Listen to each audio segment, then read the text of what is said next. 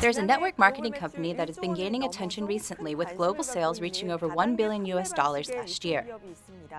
The gross sales of this company have grown by double digits annually for 8 consecutive years since its founding in 2009. This is quite an impressive record. As today's guest on the Leader Show, we have invited the president of ATOMY, Mr. Han-gil Park. We will learn about his very own management philosophy and the culture of his company that is less than 10 years old.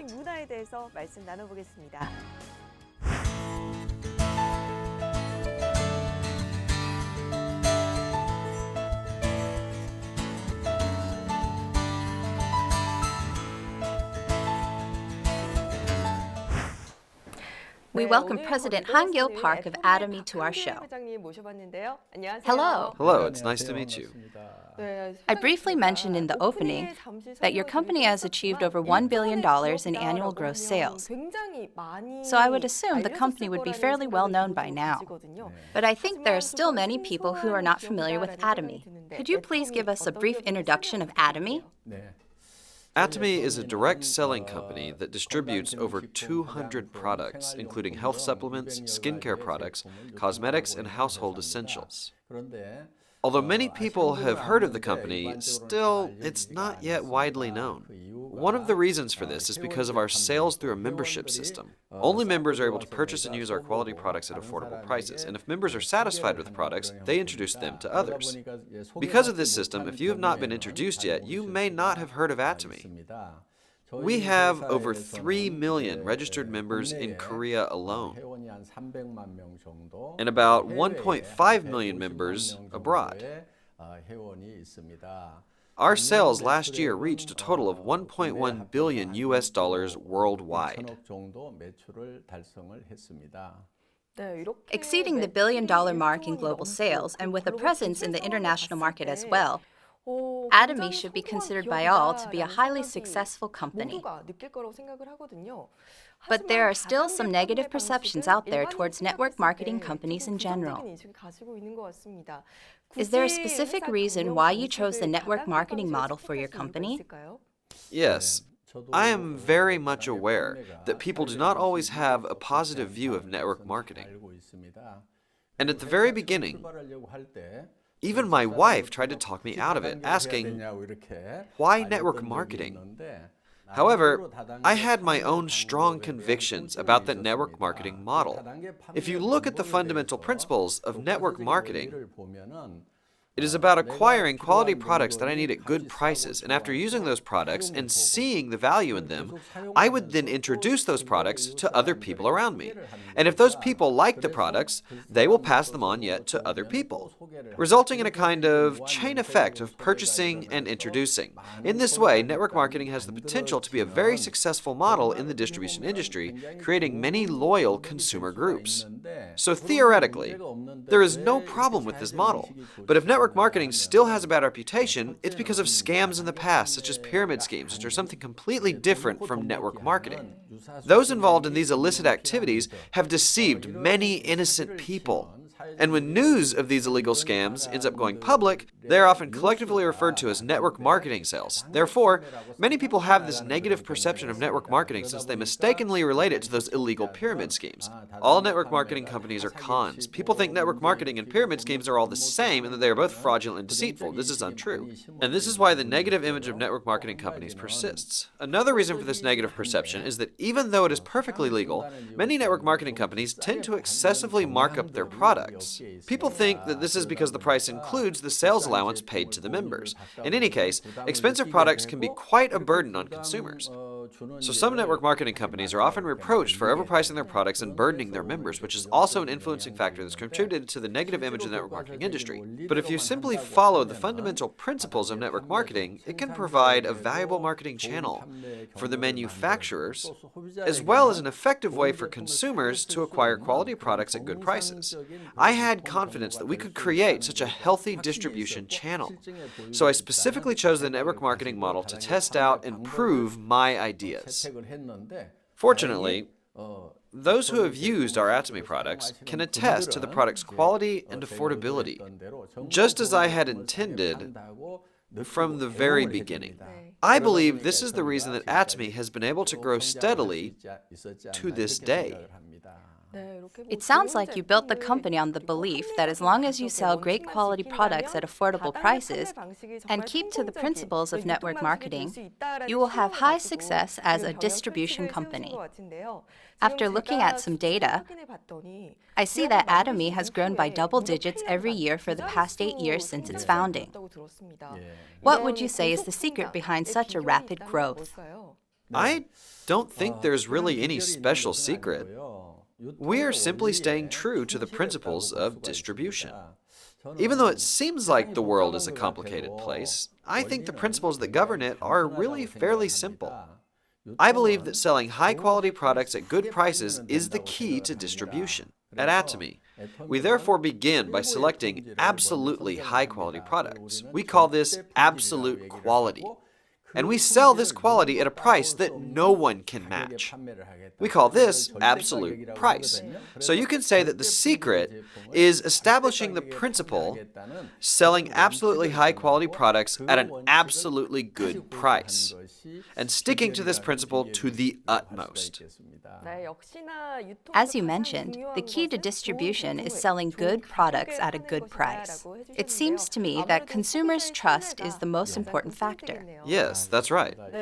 As you've just mentioned, the secret to ATOMY's rapid growth is the consumer's faith in your quality products. And during the company introduction earlier, you also mentioned that ATOMY distributes a wide variety of products from household essentials to home goods and even skincare and cosmetics.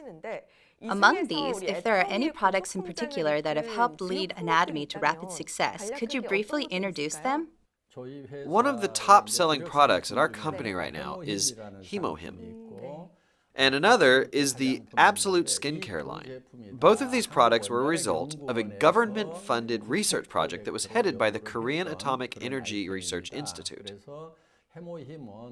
The sales of Hemohim exceeded $150 million last year, and the Absolute Skincare line brings in over $100 million in sales every year.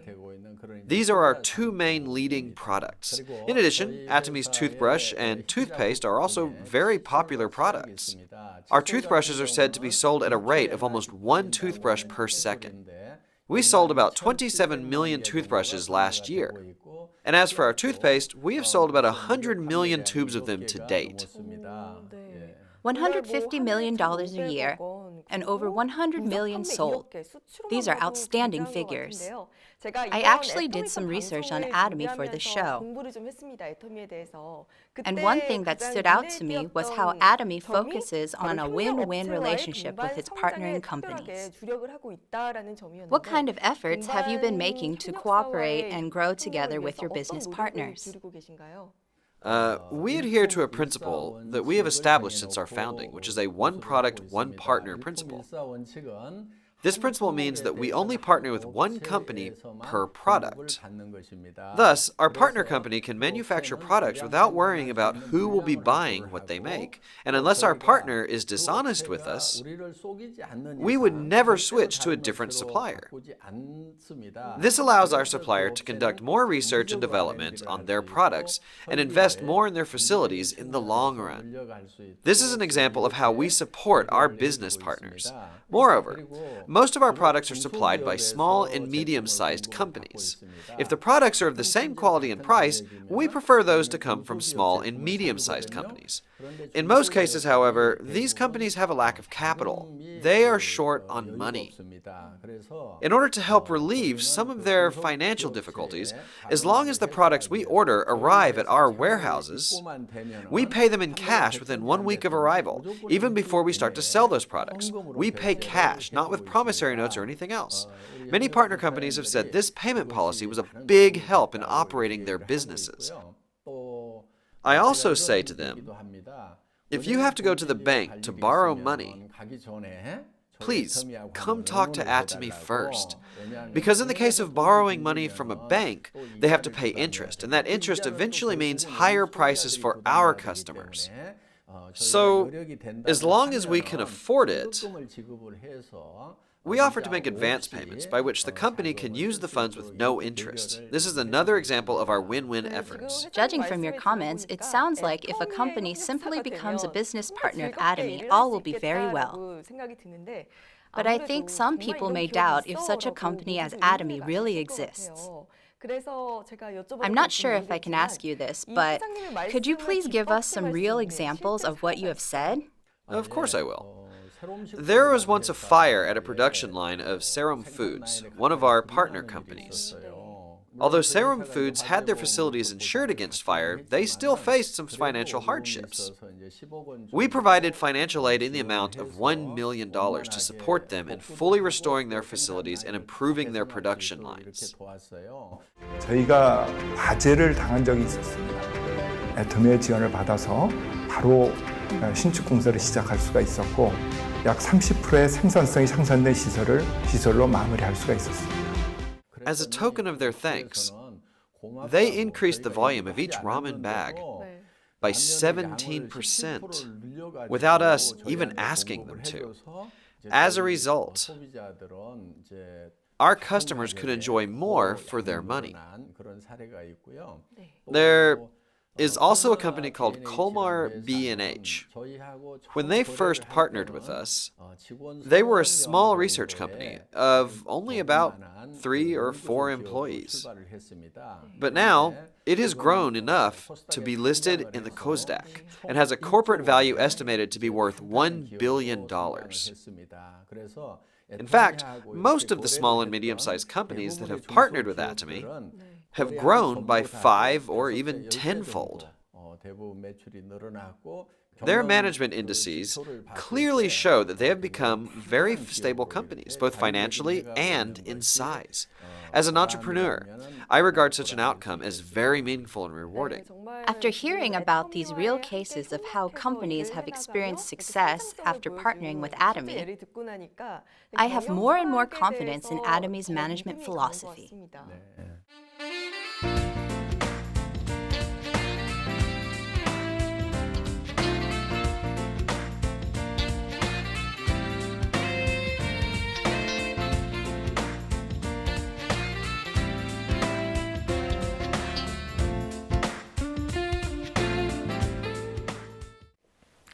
Let's continue with ATOMY's success story in launching overseas.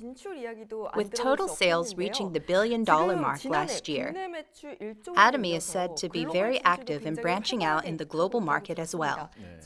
ATOMY has expanded into 10 other countries, right? Yes. We have branch offices in 10 countries, including the US, Japan, and Taiwan. And global sales from these locations came to about $200 million last year. This year, we plan to open branches in 3 more countries: Vietnam, Indonesia, and Australia. And we plan to expand into China, India, and Russia by next year. For some of those global branches coming soon, office managers have been recruited and have started working already. They are busy preparing for the new openings. Do you have a goal in mind for your sales and exports? We have consistently been recognized for our outstanding export records. We have been awarded the Export Tower in recognition of $5 million, $10 million, and $30 million of exports, and last year we were awarded the Export Tower for $50 million. This year we're expected to receive the $100 million Export Tower. As of now, our annual sales in Korea are about $1 billion, and in the long run, we expect that our sales overseas will reach about 5 to 10 times that of our domestic sales.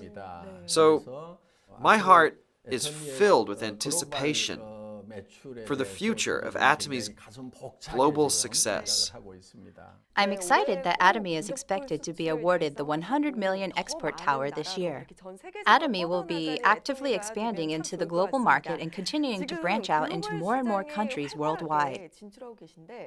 Does ATOMY have a particular strategy for targeting the global market? Yes. We have something called the GSGS strategy, which is the Global Sourcing Global Sales strategy. We go beyond selling products just made in Korea. If one of our partnering countries has a great product that has high market potential, we will source it. That means that we will purchase that product and not only sell it in Korea, but in all the other countries where we have branches. I suppose you could call this intermediary trade. For example, sandwich seaweed and aroma patches are products that come from Taiwan. We take those products and export them to Singapore and Malaysia. They can be brought into Korea, but these Taiwanese products can also be exported to Singapore and to Malaysia. I see. So that's how you expanded globally. Yes, this GSGS strategy not only helps Taiwan, but people in Singapore and in Malaysia also benefit from enjoying high-quality products at an affordable price. For another example, we purchase pepper that is produced in Cambodia, and we sell it in Korea, as well as in the 10 other countries where ATOMY is located. Therefore, from all kinds of products worldwide, we hand-pick and source those that have a competitive edge in quality and price. In other words, we source only products that meet absolute quality, absolute price standards, and we sell those products to other countries. That's why we call it global sourcing, global sales. Our dream is for ATOMY to become a worldwide hub of distribution. This is my vision for ATOMY.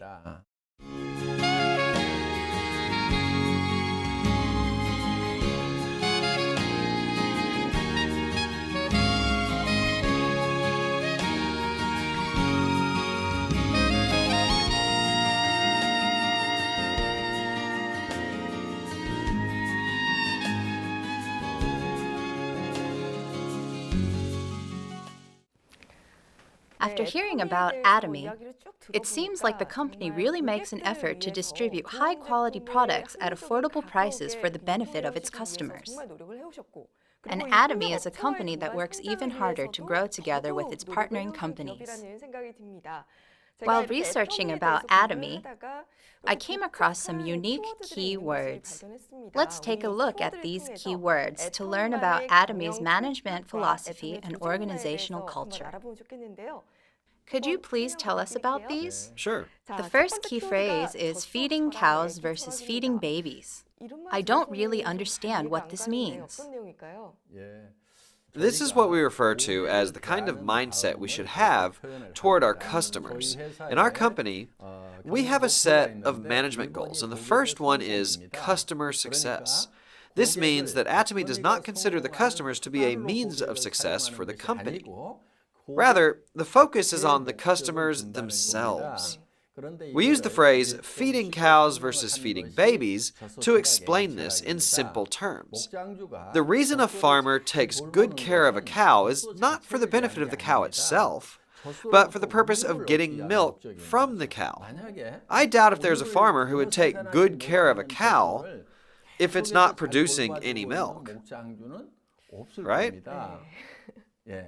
But when a mother takes care of her baby, she's not trying to gain anything from the baby. The baby itself is the goal.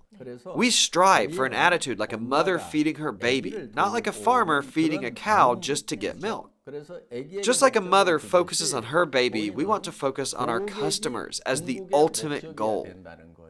The first part of our company motto is cherish the spirit. We never think of people as a means to an end, but rather the end goal itself. This is the philosophy behind how we run our business. The second key phrase is, getting rid of work is the way to work effectively. How can you get rid of work and work well at the same time? Most companies will tell their employees to work hard and to work well. However, I do not tell my employees to work harder or to become better at their job. I tell them to eliminate work if at all possible. I believe that getting rid of work is the best way to work effectively. As an example, people used to attach the backs of smartphones with screws. But later, They came out with plastic covers for the back that just snapped into place without using any screws at all. They got rid of the work of putting in the screws. So who is the better worker? Someone who is really good at putting in the screws, or the person who has eliminated that step altogether? If you ask me, it's the person who got rid of that step. So I challenge my employees to find ways to eliminate unnecessary work, instead of working hard on something that is repetitive or overlapping with something else. Some people who don't really understand this will often ask, but won't I be kicked out of the company if there's no work left to do? I get this question a lot. But here's an example. In the past, it was very hard to do laundry. Women used to have to wash their family's clothes by hand. But now there are washing machines in your house, so the chore of washing clothes by hand has been eliminated. You just throw your clothes in the washer, and the laundry is done with just a press of a button. Does that mean the homemaker should be kicked out of her house? I don't think so. Of course not. In the same way, we never fire our employees. After loading the washing machine, the homemaker can do a number of other things, such as read a book, do something creative, or simply enjoy having some free time. Just like this, my real intent is for our employees to automate their work and do something for the future, such as take part in something creative, something for personal development, or something that just makes them happy. This is what I mean by getting rid of work.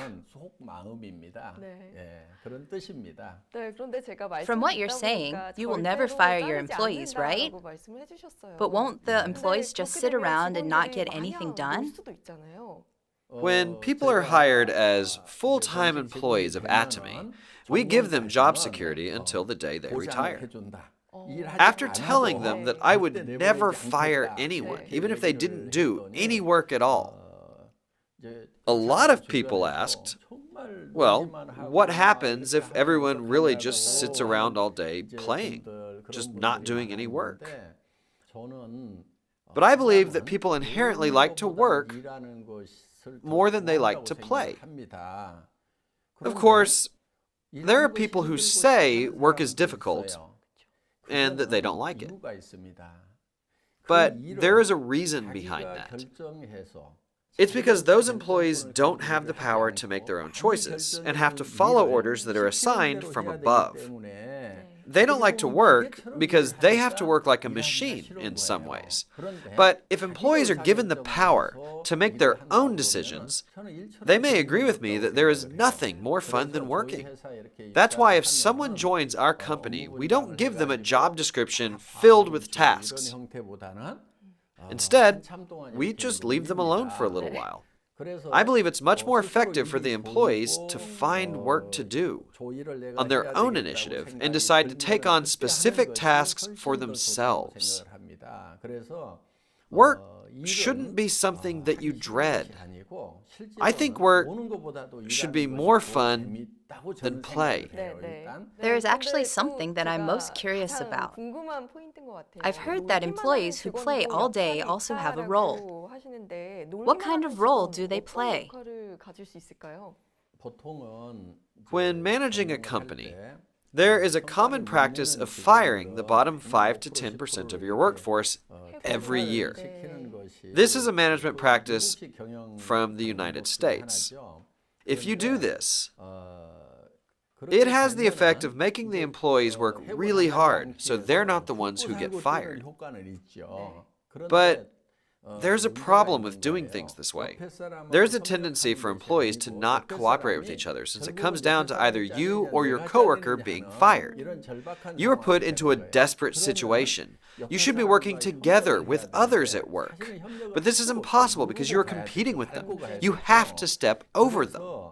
Therefore, instead of individual accomplishments through competition, I believe that collaborative achievements through cooperation is much more efficient. Let's say that there's an employee who is not performing very well at all.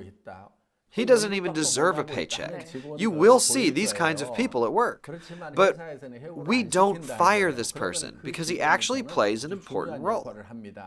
When the other employees see that even a person like that won't be fired, they will be assured that they can continue with this company for a lifetime as long as it does well. It gives them peace of mind and a mentality of cooperation without competition, as they hope for the company to do well. These are my intentions behind my no firing policy. It sounds like you are creating ATOMY to be a company where employees feel secure and grow together by working cooperatively. Yes, I'm trying to create that kind of environment. Theoretically, this sounds like the perfect model. But I wonder if a company policy with so much freedom really leads to results. Yes, the data tells us that it really works. Our employees each produce sales amounting to $7 million every year. So, with a total revenue of $1 billion and only about 130 employees, this is historically unheard of in the distribution industry. Objective data shows that employee productivity per person is very high with ATOMY. ATOMY really seems to be a very efficient organization when it comes to productivity. I also came across the phrase assistant manager part while reading about ATOMY. May I ask, is this your nickname? Yes, some of our employees call me Assistant Manager Park, as well as Mr. Unconquerable or Mr. Fourth Dimension. As for the Assistant Manager Park nickname, I had worked as a salaried employee for over 10 years. So I'm familiar with the workings of a business. I think they call me that because I'm the president who works like an assistant manager. But I've heard they've recently promoted me to manager. Oh, so now you're Manager Park? Let me ask another question to the recently promoted Manager Park. I've heard of a vertical or horizontal organization, but I've never heard of an amoeba organization. What does this mean? In our company, we don't assign or delegate tasks or hold employees to a set of rights, responsibilities, if at all possible. So, when new employees join with our company, instead of putting them to work right away, we give them some time to sit around and observe how the work flows. If they manage to find some work to do, they may become a manager for that particular project. Anybody can become a project manager, regardless of their position in the company. And these project managers are able to recruit anyone in the company to become members on their team. For example, a project manager who is an employee can recruit a director, or even the president like me, to put together a team of members. And when the project is completed, that team dissolves and a new team is formed around a new project. We are fluid, flexible, and can change form like the protoplasm of an amoeba that moves around a nucleus. That's why we call our company an amoeba organization. We are an organic, living community. It must take a lot of guts to recruit you, the president. Someone must have nerves of steel to ask you to be on their team. I'm also curious to hear about the free position system in your company. Does that mean your employees can choose their own titles? Yes, that's right. When you join our company, you have the freedom to decide on the position title that gets printed on your business card. So a new employee can become a manager or even the head of a department. Internally, the position names don't really mean anything. The titles are mostly for external purposes. President Park, I also heard that when you work, you put emphasis on a Hutzpah mindset. What exactly is a Hutzpah mindset? The Hutzpah Mindset can be found in Israel's education philosophy. It means to be bold and brazen and never stop asking questions. If my employees have any questions while working, I strongly encourage them to be audacious and tenacious and constantly ask questions until they understand. This is the type of mindset that they should have. Employees should not go easy on me just because I'm the president. I have put down my title. So with all titles aside, let's create an atmosphere of working face to face. It is with this purpose that I preach the Hutzpah Mindset. By doing so, I think the employees can have more influence on different aspects of the company. Yes, the point is not to use power or authority, but to use influence when working. In a horizontal organization, I believe that having a broad range of influence is true impact.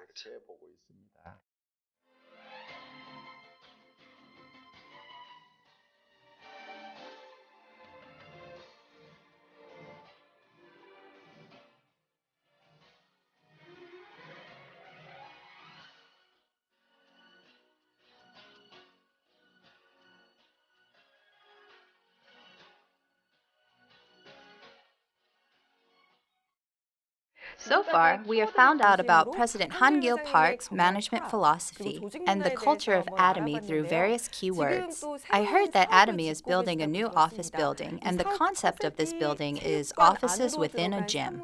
Could you please share with us your motivation behind this project?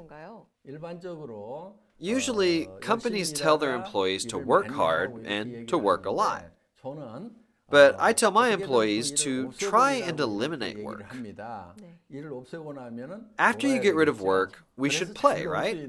So we're developing a workplace where our employees can play. If they have time to play and enjoy themselves at work, they will be sure to come up with creative new ideas. Wow! After hearing about ATOMY's corporate culture, I have to say that it's beyond unique. It is revolutionary. After listening to your talk today, President Park, I get the impression that you are a very smart, influential businessman. Now I'd like to ask you my last question for today. How do you want ATOMY to expand moving forward? What are your future aspirations for this company? People call this time period the information age. One characteristic of the information age is that we are flooded with a tremendous amount of information. So, it is very difficult for consumers to discern what information is useful or beneficial to them.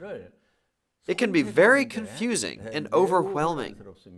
ATOMY wants to be the company that helps consumers with this overload of information and provide just the right products for them at the lowest possible price. A reliable company with products that you can trust and use.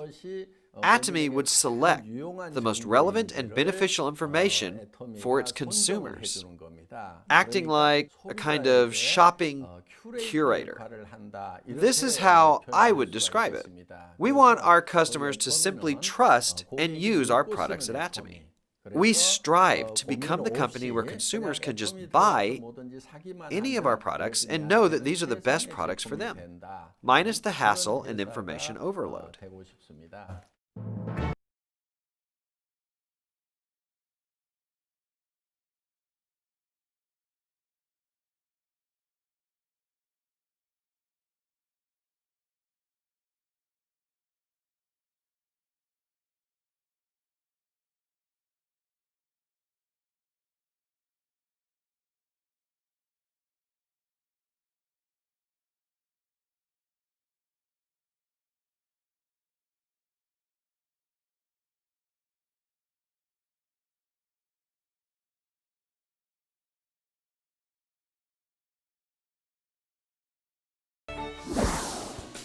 We had President Han-gil Park of ATOMY on the show today. We were able to hear about his management philosophy and company's goals from a different perspective.